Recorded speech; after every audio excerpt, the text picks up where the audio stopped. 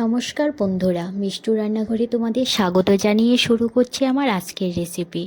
আমার আজকের রেসিপি হলো সয়া চাপ।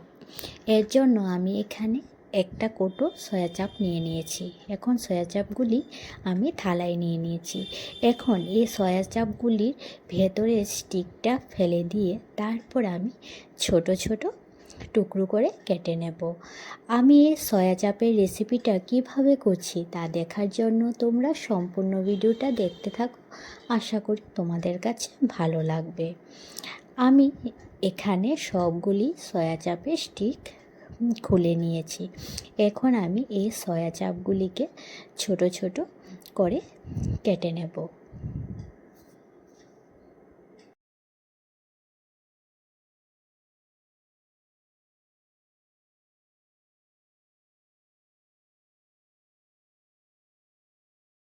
সবগুলি সয়া চাপ ছোট ছোট করে কাটা হয়ে গেছে।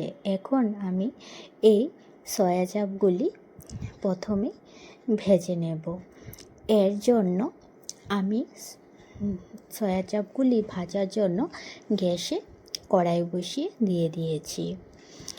কড়াই বসিয়ে দেওয়ার পর দিয়ে দিলাম এখানে সর্ষের তেল। তেলটা গরম হয়ে যাওয়ার পর আমি এখন এই কেটে রাখা সয়া চাপগুলি দিয়ে দিচ্ছি। সয়া চাপগুলি তেলের মধ্যে দেওয়ার পর সামান্য পরিমাণ হলুদ গুঁড়ো আর সামান্য পরিমাণ নুন দিয়ে আমি এই সয়া চাপগুলি হালকা করে ভেজে নেব। সয়া চাপগুলি হালকা করে ভেজে নিলে খেতে ভালো হয়, এই জন্য আমি সয়া চাপগুলি ভেজে নিচ্ছি। যখন সয়া চাপগুলি হালকা বাদামি রঙের হয়ে আসবে তখন আমি এই সয়া চাপগুলি নামিয়ে নেব। এখানে সয়া চাপগুলি ভাজা হয়ে গেছে। এখন আমি এই সয়া চাপগুলি প্লেটে নামিয়ে নেব।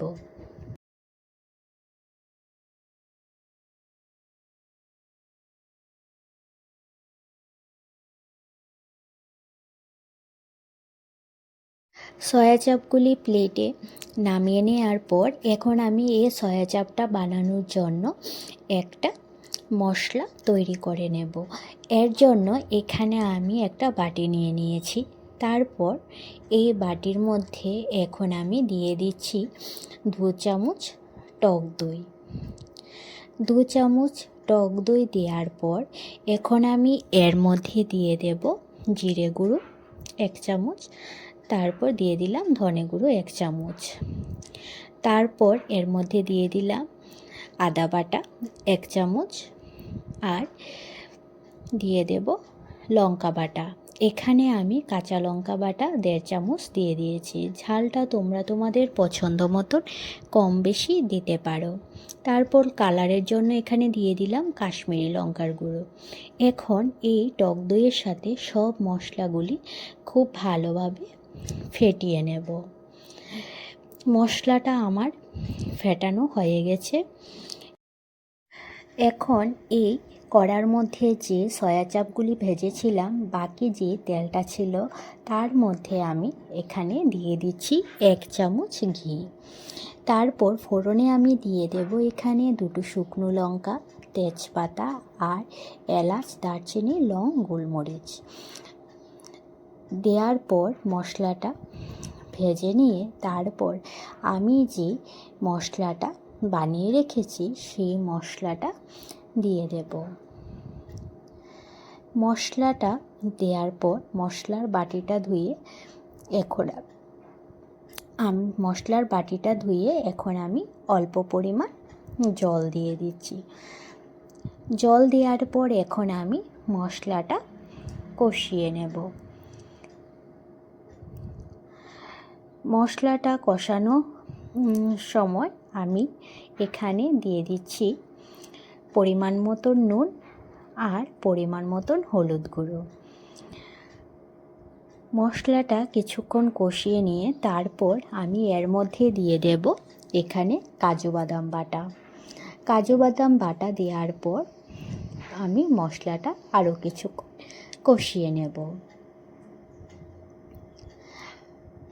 মশলাটা এখন কষিয়ে নিয়ে তারপর আমি এখানে ভেজে রাখা সয়া চাপগুলি এই মশলাটার মধ্যে দিয়ে দেব।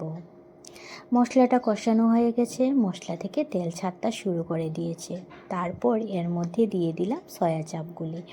সয়া চাপগুলি দেওয়ার পর মশলার সাথে আরও কিছুক্ষণ কষিয়ে নেব। সয়া চাপগুলি মশলার সাথে কষিয়ে নেওয়া হয়ে গেছে। এখন আমি এর মধ্যে দিয়ে দেব পরিমাণ মতন জল।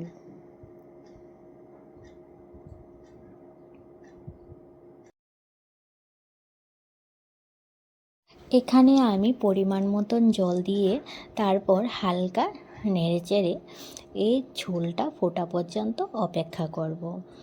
ঝোলটা যখন ফুটে আসবে তখন আর 4-5 মিনিটের মতন রান্না করলে রান্নাটা হয়ে যাবে।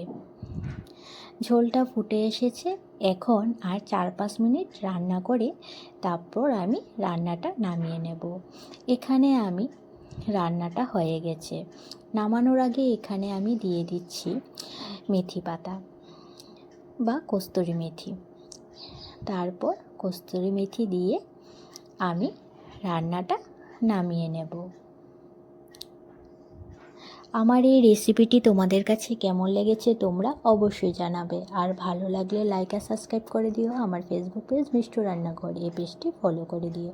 ফেসবুক পেজের লিঙ্ক আমি ডেসক্রিপশানে দিয়ে দিয়েছি।